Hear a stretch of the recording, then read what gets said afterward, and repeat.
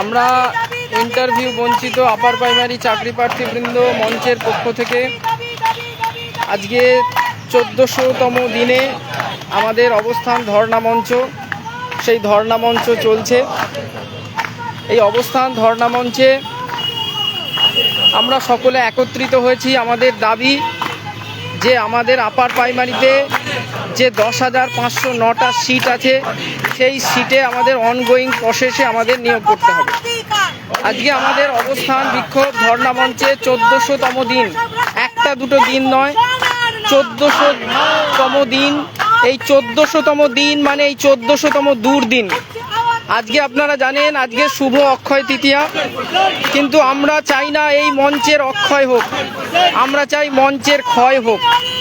এই মঞ্চের ক্ষয় হয়ে মঞ্চটা দ্রুত তাড়াতাড়ি শেষ হয়ে যাতে আমাদের ভবিষ্যৎ জীবনে অক্ষয় হয়, আমাদের চাকরি জীবন অক্ষয় হয়, আমরা চাকরি যাতে পাই, এবং যে আমাদের 14 জন আত্মহত্যা করেছে ক্যান্ডিডেট, তাদের জীবন অক্ষয় হোক এবং আমাদের মঞ্চের ক্ষয় হোক, আর আমাদের ভবিষ্যৎ জীবন যাতে অক্ষয় হয়, সেই শুভকামনা, সেই কামনা নিয়ে আজকে আমরা দুটো লাইভে এসেছি। আজকে 1400তম দিন, একটা দুটো দিন নয়, 1400 দিন ধরে আমরা এই শহীদ মাতঙ্গিনী হাজরা মূর্তির পাদদেশে আজকে এই রোদে পুড়ে বৃষ্টিতে ভিজে শীতের কনকনে ঠান্ডায় এই ধর্ণা মঞ্চ আমরা চালিয়ে যাচ্ছি। এটা হচ্ছে আমাদের দুর্দিন, দুর্বিষহ যন্ত্রণার একটা ইতিহাস হয়ে লেখা থাকবে। এই যে দুর্দিন, এই দুর্বিষহ যন্ত্রণা আমরা সহ্য করতে পারছি না। যারা ইন্টারভিউ বঞ্চিত আপার প্রাইমারি ক্যান্ডিডেট আছেন, তাদের সকলকে অনুরোধ করব যে আপনারা মঞ্চে আসুন এবং আমাদের দাবিটা কেউ যখন পূরণ করলো না এবং বিচারের বাণী যখন নীরবে নিভৃতে কাঁদছে, আজকে সেই অবস্থায় আমাদের সংবিধানের অভিভাবক আমাদের মাননীয় রাজ্যপালের কাছে 3 জন প্রতিনিধি যাওয়া হয়েছিল ডেপুটেশন দিতে। সেখানে ওনারা ডেপুটেশন গ্রহণ করেছেন এবং রাজ্যপাল মহাশয়ের কাছে, রাজ্যপাল স্যারের কাছে আমাদের এই যন্ত্রণা তুলে ধরবেন এটুকু আশ্বস্ত করেছেন, এবং উনি যদি চান উনি খুব তাড়াতাড়ি আমাদের সাথে দেখা করবেন এই প্রতিশ্রুতি দিয়েছেন। আজকে যারা এই যে 1400 দিন ধরে মঞ্চকে ছাড়েনি, মঞ্চকে ভুলতে পারেনি, আশায় যারা বুক বেঁধেছে তারা এসেছে, যারা হতাশা যন্ত্রণা, যারা আশাহত তারা আসেনি, তাদেরকে বলবো যে সংগ্রাম ছাড়া, বৃহত্তর সংগ্রাম ছাড়া, লড়াই ছাড়া, আত্মত্যাগ ছাড়া আমাদের এই আপার প্রাইমারি চাকরিটা ছিনিয়ে নেওয়া অসম্ভব। তাই আমাদের সকলকে ঐক্যবদ্ধ হতে হবে, মঞ্চটাকে ধরে রাখতে হবে।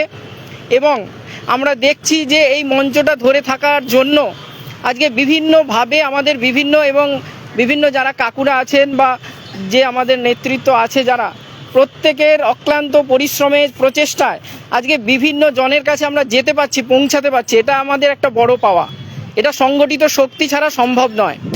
তাই আমরা বলবো যে যারা ইন্টারভিউ বঞ্চিত চাকরি প্রার্থী যারা আছেন, যারা ঘরে বসে আছেন, ঘরে থেকে কোনো লাভ হবে না, হতাশা যন্ত্রণা বাড়বে। তাই মঞ্চে আসতে হবে। মঞ্চে কিভাবে আমাদের এই যে দুর্বিষহ দিনগুলো থেকে উত্তরণ পাওয়া যায় তার চেষ্টা করতে হবে। এখন যারা এই চাকরি প্রার্থী আজকে 1400 দিন ধরে বিভিন্নভাবে চেষ্টা চালিয়ে যাচ্ছে, তার মধ্যে অন্যতম সোমা কয়াল, সে আমাদের কাছে কিছু বক্তব্য রাখবে। আজকে আমাদের ইন্টারভিউ বঞ্চিত আপার প্রাইমারি চাকরি প্রার্থী বৃন্দ যারা আমরা আছি, তারা শহীদ মাতঙ্গিনী হাজরা মূর্তির পাদদেশে 1400তম দিন ধরে এখানে বসে আছি।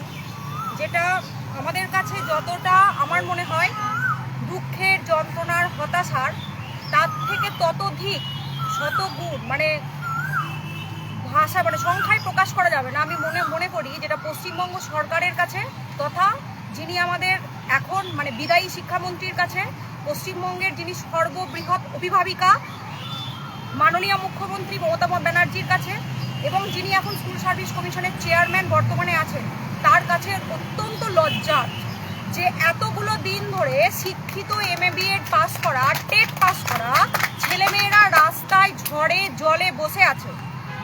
একটা তার গার্জেনরা আজকে আসছে, তারা বসে আছে এই গরমের মধ্যে। সরকার এত মানবী, এত বেকার ছেলে মেয়েদের কথা ভাবে এবং এত তারা দিকে দিকে প্রকল্পের উদ্ঘাটন করে চলেছে, কিন্তু একবারও এতবার সরকারের দরজায় কড়া নাড়ার পরও সরকারের মনে হলো না, আমাদের অভিভাবিকার মানবিক অভিভাবিকার মনে হলো না যে ছেলে মেয়েগুলো এতদিন ধরে কেন শহীদ মাতঙ্গিনী হাজরা মূর্তির পাদদেশে বসে আছে, তাদের দুঃখ যন্ত্রণার কথা একবার অন্তত আমার কোনো প্রতিনিধির শোনা দরকার। একদম আমার মনে হয় মমতা বন্দ্যোপাধ্যায় শোনেনি বা আমাদের অভিভাবিকা শোনেননি মানে এই নয় যে আমরা আমাদের কথা শোনাবো না। যেহেতু তৃষ্ণাটা আমাদের, কুয়ো যদি আমাদের কাছে না আসে আমাদেরকেই বারবার কুয়োর কাছে যেতে হবে, যেহেতু তৃষ্ণাটা আমাদেরকেই মেটাতে হবে। তাই যারা এখনো পর্যন্ত ইন্টারভিউ বঞ্চিত আপার প্রাইমারি চাকরি প্রার্থী আছো, অনেকের বয়স চলে গেছে, তারা পরবর্তী পরীক্ষায় এইবারে SSC পরীক্ষায় তারা বসতে পারেনি, কিছু জনের বয়স হয়তো পরে যখন আবার আপার প্রাইমারি পরীক্ষা হবে সেটাতেও বসতে পারবে, কিন্তু এই আপার প্রাইমারিটাকে যেন একবারে অবহেলার চোখে স্কুল সার্ভিস কমিশন দেখছে। কোনো পরীক্ষায় বলা নেই যে যতজন পরীক্ষা দিয়েছে ওয়েটিং থেকে প্রত্যেককেই চাকরি পাবে, কিন্তু যেখান থেকে আমরা ভেবেছিলাম কোনো একটা আশা আমরা পাবো, তার জন্য আমরা হাইকোর্টের দ্বারস্থ হয়েছি, সেই জায়গায় ওয়েটিংদের শুদ্ধ হয়ে গেল, কিন্তু যে সিটটা আমাদের জন্য রাখা ছিল পরবর্তী ভবিষ্যতে যারা থাকবে তাদের জন্য, অর্থাৎ আমাদের জন্য যারা ইন্টারভিউ থেকে বঞ্চিত 5108টা সিট, তাদেরকে দেওয়া হচ্ছে না, বরঞ্চ যারা ওয়েটিংয়ে আছে তাদেরকে মিসম্যাচ করার জন্য, তাদেরকে দেওয়ার জন্য সরকারের উঠে পড়ে লেগেছে। তাহলে আমরা কি মানে শিক্ষিত নই? আমরা এখানে কেউ সাদা খাতা জমা দিইনি, আমরা প্রত্যেককে নিজের যোগ্যতায় মনে হয় সবাই প্রত্যেককে টেট পাস করেছি, আমাদের কথা হাইকোর্টও ভাবলো না। আমরা সুপ্রিম কোর্টে গেলাম, সেখানেও বিভিন্ন জটিলতার কারণে সেখানেও সুরা হলো না। আমরা যখন বারবার আবার পুনরায় মাননীয় মুখ্যমন্ত্রীর হস্তক্ষেপ দাবি করছি, আমরা মিছিল করছি, আমরা ডেপুটেশন দিচ্ছি, আমরা সর্বতোভাবে যখন চেষ্টা করছি, আমাদের কথাও কিন্তু ওনারা কেউ শুনছে না। তো আমাদের কথা যখন তারা শুনছেন না, তখন আমাদেরকে কি করতে হবে? ব্যর্থ হলে তো হবে না, হেরে গেলাম মানে একদমই সব কিছু শেষ হয়ে গেল। তো এখনো যতটুকু আশা আছে আমি প্রত্যেককে বলবো যে সবাই যেন মোটামুটি শেষ চেষ্টাটা আর একবার অন্তত ভোটের পর, এখন তো আর কিছু হবে না, কারণ এই 23 তারিখ আর 29 তারিখে ভোট, 4 তারিখে ভোটের রেজাল্ট। নতুন সরকার আসুক বা যিনি আছেন সেই পুনরায় আসুক, কি হবে কেউ বলতে পারছে না। তবু বলবো আমাদের লড়াই, আমাদের দাবি আদায় করতেই হবে, কারণ আমরা যদি সবথেকে বেশি ডিপ্রাইভ কেউ হয়ে থাকে স্কুল সার্ভিস কমিশনের আন্ডারে বা প্রাইমারি পর্ষদের, প্রাথমিক শিক্ষা পর্ষদের আন্ডারে, সেটা হচ্ছে আপার প্রাইমারি সেকশনটা। প্রাইমারির আমাদের সঙ্গে পরীক্ষা হয়ে রেজাল্ট বেরিয়ে 2-4 বার নিয়োগ হয়ে গেল, পরীক্ষা হয়ে গেল, আর যে জায়গাটা আপার প্রাইমারির সাথে ক্লাস 9-10-এর একটা সেতু বন্ধনের কাজ করে, সেই জায়গাটাকে মার খাওয়া হচ্ছে। তার মানে কি বলতে চাইছে? যে ছেলেমেয়েরা এত স্কুল ছুট হয়ে যাক, 8ম শ্রেণী পর্যন্ত বাধ্যতামূলক প্রাথমিক শিক্ষা তারা গ্রহণ না করে, স্কুলে ছেলেমেয়েরা তুমি শিক্ষিত হও, তুমিও বেশি পড়াশোনা করো না, রাস্তার ধারে নর্দমায় কলকাতায় এসে ধর্ণা দাও, তোমাদেরকে আমাদের প্রয়োজন নেই, শিক্ষা ব্যবস্থাটাই উঠে যাক। এটা শুধুমাত্র আমাদের জন্য লজ্জার নয়, আমার মনে হয় পশ্চিমবঙ্গবাসীর জন্য লজ্জা, বাংলার জন্য লজ্জা, যে এতগুলো শিক্ষিত, শুধু শিক্ষিত বলবো না, উচ্চ শিক্ষিত সুশিক্ষিত ছেলেমেয়েরা দিনের পর দিন এই রোদ গরমে এবং তাদের অভিভাবকরা এরকম করে বসে আছে। আমার মনে হয় যদি আমাদের মাননীয় মুখ্যমন্ত্রী পুনরায় সরকার গঠন করেন বা অন্য যদি নতুন সরকার আসে, আমাদের দিকটা যেন সর্বপ্রথমে সর্বাগ্রে যেন আমাদের বিষয়টা ভাবা হয়, কিভাবে এই সবথেকে যারা বঞ্চিত হয়েছে দীর্ঘ 12 বছর ধরে তাদেরকে কিভাবে বা তাদের বঞ্চনার কিভাবে অবসান করা যায়। আমি এইটুকুই বলবো। ধন্যবাদ। আজকে আমরা যে রাজভবনে গিয়েছিলাম 3 জনের প্রতিনিধি, তার মধ্যে সুবীর কীর্তনিয়া ছিল। সুবীর, বলো তুমি ডেপুটেশন কিভাবে, হ্যাঁ ডেপুটেশনটা কিভাবে কি হলো না হলো? দাঁড়াও, এখানে আসো, তারপর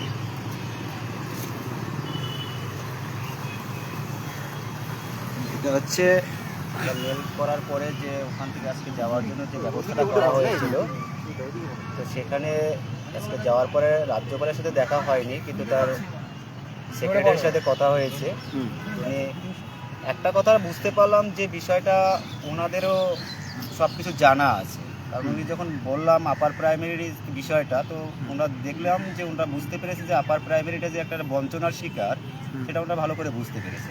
তো উনি কথাগুলো ভালো করে মন দিয়ে শুনলেন। উনি বললেন যে আমাদের এই ডেপুটেশন কপিটা রাজ্যপাল মহোদয়ের কাছে পাঠাবেন এবং আমরা কীভাবে তার সাথে সরাসরি সাক্ষাৎ করতে পারি সেই প্রসেসটা উনি আমাদেরকে বলে দিলেন। তো আমরা সেই বিষয়ে আবার চেষ্টা চালাবো যে কীভাবে কথা বলা যায়। ওনার কাছে আমরা একটাই দাবি করলাম যে ছেলে মেয়ে 25 বছর বয়সে পরীক্ষা দিয়েছিল তার আজকে 39 বছর বয়স, যে 35 বছরে পরীক্ষা দিয়েছে তার আজকে 49 বছর বয়স হয়ে গেছে, অর্থাৎ তারা কিন্তু আর পরীক্ষায় বুঝতে পারবে না। এই 12-14 বছরের ভিতরে কিন্তু আর কোনো পরীক্ষাও হয়নি। অর্থাৎ এই যে আপার প্রাইমারি যে বঞ্চনার শিকার, এবং সেটা 2012 সাল থেকে শুরু হয়েছে। 2012 সালে প্রথম যে টেটটা হয়েছে সেই টেট 2014 টেট মিলিয়ে যত সংখ্যক আছে, মানে এর ভিতরে আর কোনো পরীক্ষা হয়নি, কোনো নিয়োগ হয়নি। 14,339-এর নোটিশ দিয়ে সেখানে সে 8,000 সামথিং নিয়োগ করেছে, 5,401টা সিট এখনও পড়ে রয়েছে, সেখানেও সে নিয়োগ করছে না। ভবিষ্যতে যে 5,100 সিট রয়েছে সেখান থেকে সে ফিউচার ভ্যাকান্সি মানে ওয়েটিং যে নিয়োগ করছে সেটা সম্পূর্ণ মানে আইনি বিরোধী। অতএব সমস্ত সিট কিন্তু তাহলে এই যে পরীক্ষা হয়েছে তাদের থেকে নিয়োগ করার কথা, কিন্তু তারা কি বলছে ফিউচার ভ্যাকান্সি, ফিউচার জেনারেশন।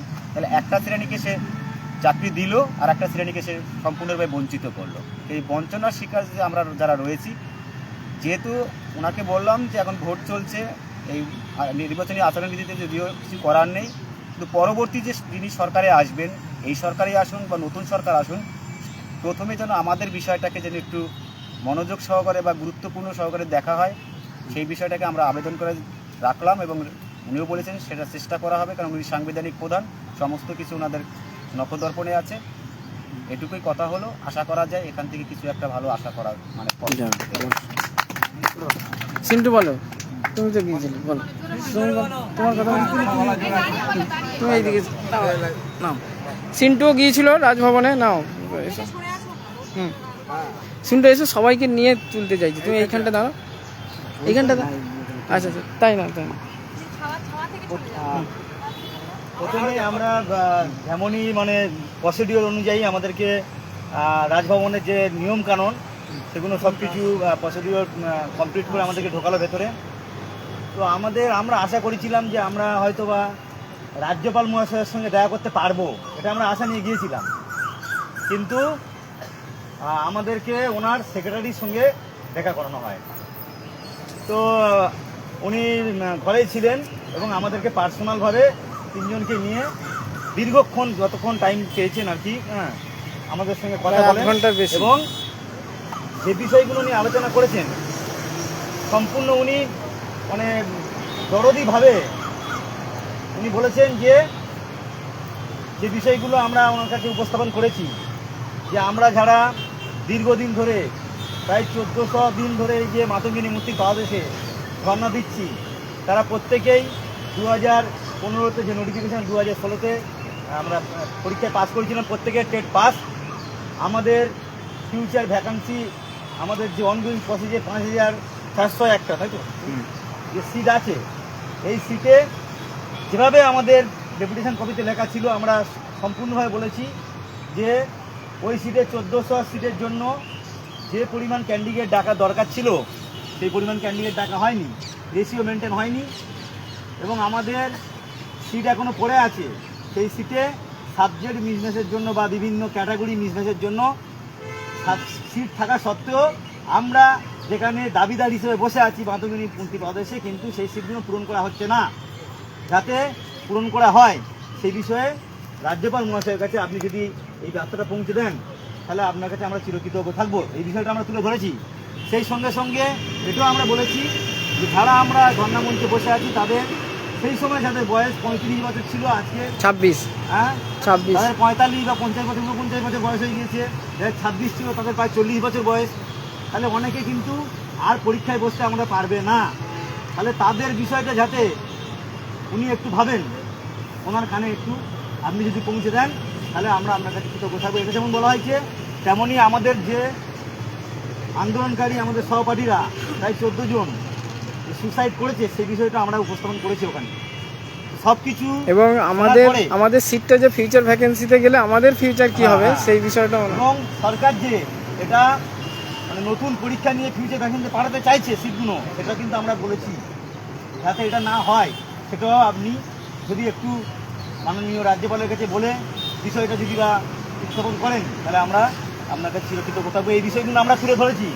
তো সব কিছু শোনার পরে উনি একটু আশ্বস্ত করেছেন যে আমি আপনাদের এই বিষয়টা খুব দ্রুত রাজ্যপাল মহাশয়ের কাছে তুলে ধরবো। এবং আমরা তারপরে বললাম যে আমরা তো ওনার সঙ্গে দেখা করতে এসেছিলাম, যদি আপনি ওনার সঙ্গে দেখা করার ব্যবস্থা করেন।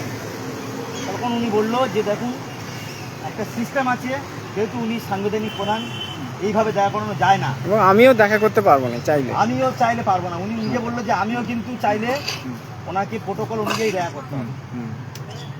তাহলে আপনাদের একটা সিস্টেম, সেই সিস্টেমটা বললো, কাকু ভালোই জানেন কি সিস্টেম, যে ওনাকে মেল করতে হবে এবং মেলে উনি ওখান থেকে ওনার অফিস থেকে রিপ্লাই দেবেন। যদি উনি রিপ্লাই দেন তাহলে রাজ্যপালের অফিস থেকে আমাদের সঙ্গে কন্ট্যাক্ট করবে, করে দেখা করবেন। আমরা বললাম তাহলে আপনি দয়া করে এই বিষয়টা বলুন এবং আমাদের সঙ্গে সাথে দেখা করে সেই যদি বিষয়টা একটু ভাবেন তাহলে ভালো হয়। উনি বলল যে আমি পার্সোনালিভাবে চেষ্টা করব যাতে রাজ্যপাল মহাশয় আপনাদের সঙ্গে দেখা করেন, আপনারা মেল করুন, আমি আশা করি রাজ্যপাল মহাশয়ের সঙ্গে দেখা করানোর চেষ্টা করব বলে উনি আশ্বস্ত করেছেন। মোটামুটি যেটুকু আলোচনা হয়েছে ইতিবাচক আলোচনা। এবং আমরা বললাম যে গভর্নমেন্ট আসবে, কারণ আমরা জানি না কোন গভর্নমেন্ট আসবে, কোন সরকার আসবে, সে রুলিং পার্টি যিনি আছেন তিনি আসতে পারেন বা অন্য সরকার আসতে পারেন। আমরা বললাম যেহেতু রাজ্যপাল সাংবিধানিক প্রধান, তাহলে যে সরকার আসুন না কেন সঙ্গে সঙ্গে আমাদের বিষয়টা যাতে উত্থাপন করেন, এই বিষয়টা যেমন তোলা ধরা হয়। তো উনি বলেছেন আমরা ওনার সঙ্গে আলোচনা হয়েছে, উনি খুব সুন্দরভাবে শুনেছেন, মনোযোগ দিয়ে এটা বলেছেন যে আমিও কিন্তু এই বিষয়টা অবগত, যে আপনাদের এই বিষয়গুলো নিয়ে কিন্তু আমরা অবগত। রাজ্যপালের অফিসে যে অবগত নয় এটা নয়, কিন্তু যেহেতু আমরা বললাম নতুন রাজ্যপাল এসেছে বললো, উনি বললো যে আমি বিষয়টা আমার যতটুকু এখতিয়ার আমি পৌঁছে দেওয়ার চেষ্টা করব এবং আপনারা মেল করুন। আগামী দিনে আশা করি রাজ্যপালের সঙ্গে দেখা আপনারা করতে পারবেন। এটুকুই। তো আমি ফিরে আসার পরে এটুকুই বলবো, যারা এখানটা আসছে তারা প্রতিজনই চায় যে মঞ্চটা টিকে থাকুক, কারণ মঞ্চ না থাকলে আমাদের এতদিনের যে 1400 দিন আসা বৃথা হয়ে যাবে, পরিশ্রম বৃথা হয়ে যাবে। আমরা যদি বা ছেড়ে দিই, অনেকে ছেড়ে দিয়েছে ইচ্ছা করে, অনেকে ছাড়েনি, বাধ্য হয়েছে, অনেকের সমস্যা, অনেকে হয়তো থাকতে পারে না, কাজের মধ্যে ইনভলভ হয়ে গেছে। কিন্তু আমরা যারা আসছি, যদি আমরা মাসে 2 দিন, কেউ মাসে 3 দিন যদি আসা যায়, তাহলে আমি আশা করি যে আমাদের যে স্বপ্ন, এই স্বপ্নটা একদিন না একদিন পূরণ হবে এবং আমাদের স্বপ্ন পূরণ হয়ে আমরা বাড়িতে যাব। সুতরাং কেউ আশা হারিও না। যারা আসছে, আমাদের মধ্যে সমাধি এসছে অনেকদিন পরে, ভালো লাগলো, কারণ আমাদেরও একটু উৎসাহ বাড়ে। যারা দীর্ঘদিন ধরে এবং যারা মঞ্চের প্রতি ভালোবাসা নিয়ে নিবেদিত প্রাণ দেবু আছে, দিদি সবসময় থাকে, আর দিদি তো থাকলে আমি আশা করি মঞ্চ আমাদের আবার সফলতা আসবে, উঠবে যেদিন আমাদের যে সেই ইঙ্গিত দিচ্ছে, সেই সংকেত দিচ্ছে আবার।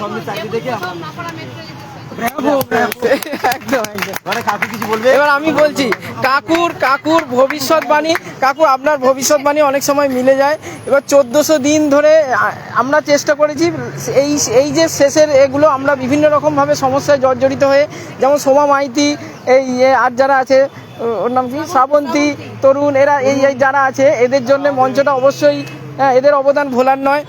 কিন্তু আমাদের আর কিভাবে আমরা সফল হতে পারি কাকু, আপনি কি দেখছেন ভবিষ্যৎ, আমাদের মঞ্চের ভবিষ্যৎ কি দেখছেন, আমরা কি চাকরি পাবো, সেই নিয়ে আপনি কাকু বলুন এবং আমাদের কাছে একটা আশার বার্তা আপনি দিন, যাতে আমাদের আবার যারা আশা হত হয়ে গেছে তারা আশার সঞ্চার যাতে হয়। তারা কঠিন প্রশ্নের সম্মুখীন আমাকে সম্মুখে দাঁড় করিয়ে দিয়ে যে প্রশ্নটা রেখেছে তার উত্তর আমার কাছে সত্যি কথা বলতে গেলে নেই। এখন আমাকে কি করতে হবে না, আমাকে মন গড়া কিছু, আমার এই ছেলে মেয়েগুলো যাতে হতাশা থেকে আমাকে মুক্ত করার জন্য আমাকে কিছু কথা বলতে হবে। কিন্তু এটা যদি আশাহত না হয়ে আশা ব্যঞ্জক হয়, তাহলে সেদিন আমার থেকে খুশি আর বোধহয় পৃথিবীতে কেউ থাকবে না। সেদিন আমি বোধহয় এখানে থেকে ছোট বয়সের মতো ডিগবাজি থাকছি। তো আমি আশা করব যে যদি মঞ্চ বাঁচিয়ে রাখা যায়, আজকে মঞ্চ বেঁচে ছিল বলে আজকে 1400তম দুর্দিনে আজকে কিন্তু রাজ্যপালের কাছেও আমাদের 3টে ছেলে গিয়ে আমাদের মনের কথাটা ব্যক্ত করে এলো।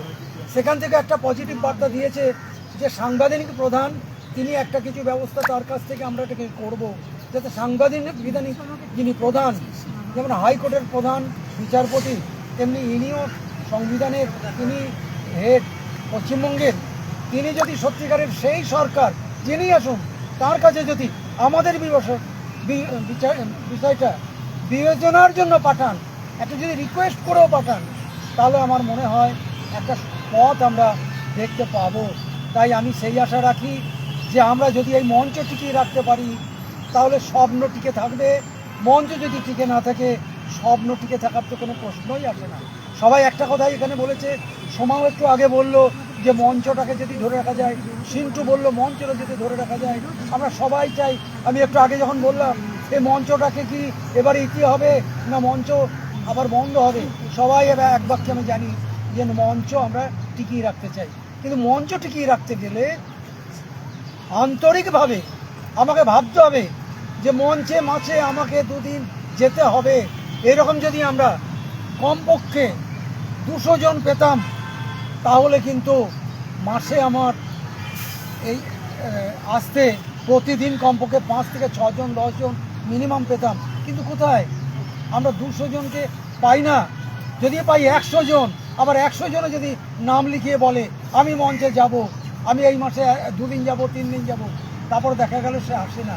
তা আমি এইটুকু অনুরোধ রাখবো, কথায় কাজে মিল রেখে মঞ্চ যদি টিকিয়ে রাখতে হয় তাহলে তোমরা মাসে যে যেমন পারবে, কাছাকাছি যাদের জেলা, কাছাকাছি যারা মঞ্চের কাছাকাছি বাড়ি, তারা কেউ 2 দিন 4 দিন 5 দিন, আমি তো এখানে দেখি কেউ অন্তত মাসে 20 দিনও আসছে, 25 দিনও আসছে, আবার কেউ 2 দিনও আসছে, কেউ 3 দিন আসছে, কেউ দেখা গেল যে বছরে আজও একদিনও পা দেয়নি, আসেনি।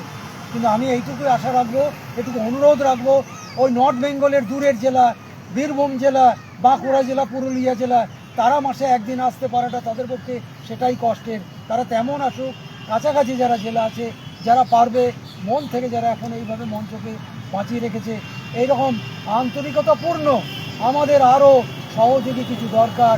কমপক্ষে 100 জন, তোমরা 100 জনের নাম আজ থেকে তালিকা দেওয়া হবে, সেই 100 জন মঞ্চ বাঁচানোর তালিকা একটা তৈরি করো। সেই 100 মঞ্চ বাঁচানো তালিকা থেকে তারা নিজেরাই বলবে আমি এই তারিখে এই তারিখে এই তারিখে যাব। সেইভাবে যদি তারা রোটেশনালি আসে তাহলে মঞ্চ বেঁচে থাকবে। আর মঞ্চ বেঁচে থাকলে স্বপ্ন বেঁচে থাকলে স্বপ্ন বেঁচে থাকবে, আর স্বপ্ন বেঁচে থাকলে স্বপ্ন সাকার হবেই হবে হবে। এই বার্তাটুকু আমি দিতে পারি। অবশ্যই বলবো। সেটা হচ্ছে যে আজকে তো 50 জন এসছে, এবারে আমাদের প্রচন্ড একটা চিন্তা যে কালকে আসবে কিনা। তো আজকে আমার খরচের অনুরোধ, যারা আজকে আসতে পারেননি তাদের মধ্যে থেকে অন্তত 2-4 জন এসে কালকে চান, নইলে 100% চান্স কালকে মঞ্চ ফাঁকা থাকবে। তো আজকে 50 জন পরে ফাঁকা, বার্তাটা ভালো যায় না, সেজন্য আজকে যারা অসুবিধার জন্য আসতে পারেনি তাদের মধ্যে থেকে অন্তত 4-5 জন এসে মঞ্চটা বাঁচান। সমাধি শ্রাবন্তী মতো রেগুলার আসে, ওরা যদি বাই চান্স কালকে আসতে না পারে তাহলে অন্তত যারা আজকে আসেননি তারা কালকে আসবে, তাহলে মঞ্চটা হ্যাঁ, সোমা বলো। সোমা, এখন মঞ্চটাকে ধরে রেখেছো, তার জন্য আমাদের কি বলবো? দেখো, মঞ্চটাকে আমি ধরে রেখেছি বা রেগুলার আসছি, এটা আমার কাছে কোনো ক্রেডিট নয়, এটা আমি ডিউটি পালন করি। ক্রেডিটটা তখনই হবে যখন মঞ্চটাকে তাড়াতাড়ি গুটিয়ে আমি সবার জন্য চাকরির ব্যবস্থা করতে পারবো, চাকরির জন্য কিছু একটা করতে পারবো, ভালো কিছু করতে পারবো, সেটাই হচ্ছে আসল কথা। কিন্তু আমার এখানে কোনো ক্রেডিট নেই রোজ আসার। আমি ডিউটি পালন করছি কারণ আমাকে মঞ্চটা বাঁচিয়ে রেখে আমার কাজটাকে উদ্ধার করতে হবে। কোথায় কি করে আমাকে চাকরিটা বাগিয়ে আনতে হবে, তাতে যদি কারো পায়ে পড়তে হয় পায়ে পড়তে হবে। কেউ যে সরকার আসবে, ওই আগের সরকার যদি আসে তার পায়েও হাত পড়তে হবে, যে আমাদের প্রসিডিওর মেনটেন করে দিতে হবে। এই সরকার এলে তারও দৃষ্টি আকর্ষণ করাতে হবে যে আমরা আর ওয়েট করব না। আমাদের মানে আমরা অনেক দেখেছি, অনেক সহ্য করেছি, আমাদের এনিহাউ আমাদের যে কোনো পথে আমাদের প্রসিডিওর মেনটেন করে চাকরি দিতে হবে। 1241কে যদি দিতে হয় তাহলে আমাদেরও দিতে হবে। আমরা যোগ্য প্রার্থী, কেউ এখানে অযোগ্য প্রার্থী না। হাইকোর্ট আমাদের মুখ দেখে এমনি বসতে যায়নি, তাহলে আমাদের হবে না কেন? আমাদেরও দিতে হবে। আমাদের নিয়োগ দিয়ে নিয়োগ সম্পূর্ণ করে তবে নোটিফিকেশন বার করতে পারবে, তার আগে নয়। দারুণ, ঠিক আছে। আর কেউ কিছু ঠিক আছে, কেউ কিছু নিয়োগ চাই। কিছু বলবো? আমার সকলের কাছে একটা বার্তা, বিশ্বের ইতিহাসে আমি যেটা লক্ষ্য করেছি বা পড়ে দেখেছি যে কোনো আন্দোলন ব্যর্থ হয়নি। আমাদের এই মঞ্চকে টিকিয়ে রাখতে হবে, আমরা একদিন সফল হব, আমাদের সফল হলেই তবে আমরা এই মঞ্চ তুলবো। ওদের কাছে এই কামনাই করি। আর কেউ কিছু বলবে? কেউ কিছু বলবে? সুবীর কাকু কিছু বলবেন? হ্যাঁ, দেবু কিছু বলবে? আমাদের দেবুকে ভুলে যাওয়া হচ্ছে। দেবু এসছে আমাদের, আজকে কি বলবো, বিশাল ভাগ্য। দেবু দেবু তুমি সব থেকে এসছো, সেটা বড় ভাগ্যবান। না, তুমি যা মঞ্চের জন্য অনেকদিন করো, দেবুকে দেখলেই ভালো লাগে। ছেলেবাটা দাও, হ্যাঁ দেখলেই ভালো। প্রেম, প্রেম। এই আছে ফিনিশ।